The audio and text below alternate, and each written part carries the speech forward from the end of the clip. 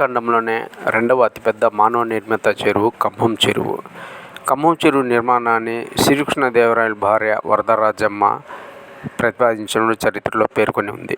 గుండ్లకమ్మ, జంపలేరు వాగుల నుంచి వచ్చే నీటిని నిల్వ చేసేందుకు రెండు కొండల మధ్య 15వ శతాబ్దంలో ఈ చెరువు నిర్మాణం జరిగింది.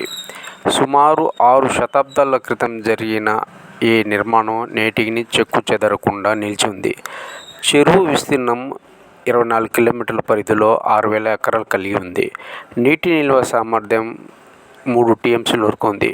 కానీ ప్రస్తుతం పూడిక ఉండడంతో 2 టీఎంసీల వరకే పరిమితమై ఉంది.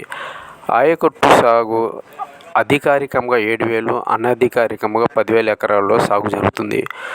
పూడిక, ఆక్రమణల, చెరువుల కట్టలు నలిగిపోవడం వంటి సమస్యలు ఉన్నాయి. ప్రస్తుతం అభివృద్ధి పనులు జరుగుతున్నాయి. పర్యాటక కేంద్రంగా ఇటీవల ఎమ్మెల్యేలు, పర్యాటక అభివృద్ధి శాఖ వాళ్ళు ప్రతిపాదించినట్టు సమాచారం. ఈ చెరువు కింద పసుపు, అరటి, శనగ, వరి, మిర్చి, చెరకు, కూరగాయలు వంటి పంటల సాగు అందించడంతో పాటుగా 2 లక్షల పైగా జనాభా సాగునీటి అవసరం తీర్చేస్తుంది.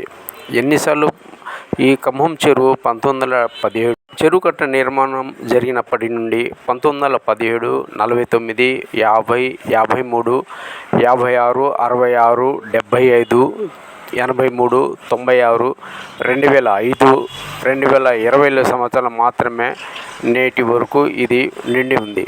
చెరువు కట్ట పొడవు 325 మీటర్లు, వెడల్పు 20 మీటర్లు, కట్ట ఎత్తు 18.5 మీటర్లు, లోతు 21 అడుగులు ఉంది. ప్రస్తుతం అలుగు పారాలంటే 21 అడుగులు నీరు చేరితే అలుగు పారుతుంది.